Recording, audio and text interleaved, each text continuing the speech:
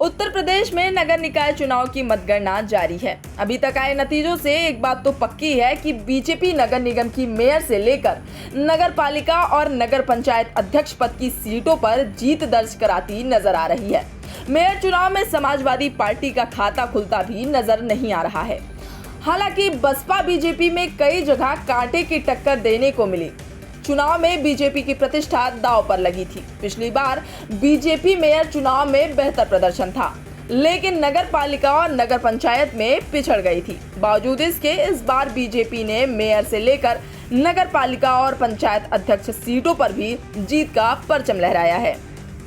नगर निकाय चुनाव में बीजेपी की जीत लोकसभा चुनाव की दिशा तय करेगी। ये पहला चुनाव होगा जिसकी जीत का श्रेय सीएम योगी और उनकी टीम को जाता है। सीएम योगी ने प्रचार का जिम्मा संभाला और 50 से ज्यादा धुआंधार रैलियां करते हुए बीजेपी प्रत्याशियों के पक्ष में माहौल बनाया। वहीं डिप्टी सीएम केशव प्रसाद मौर्य, ब्रजेश पाठक सहित अन्य मंत्री भी पूरे दमखम के साथ जमीनी स्तर पर मेहनत करते दिखाई दिए।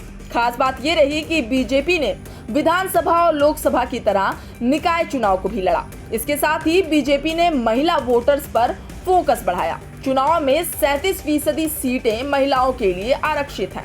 इसके लिए पार्टी ने महिला मोर्चा को काफी पहले से जमीन पर उतार रखा था। बीजेपी की जीत में महिला मतदाताओं का अहम रोल रहा। गौरतलब है कि अन्य राजनीतिक दलों की गलतियों ने भी बीजेपी के लिए जमीन मजबूत की। बसपा ने चुनाव में मुस्लिम दांव चला। नगर निगम में 64% बसपा ने मुस्लिम प्रत्याशी उतारे थे। इसके अलावा नगर पंचायत और नगर पालिका सीट पर भी मुस्लिम कार्ड खेला। सपा और कांग्रेस ने 23% मुस्लिम दांव लगाया। बसपा की मुस्लिम पॉलिटिक्स ने सपा के समीकरण को बिगाड़ दिया।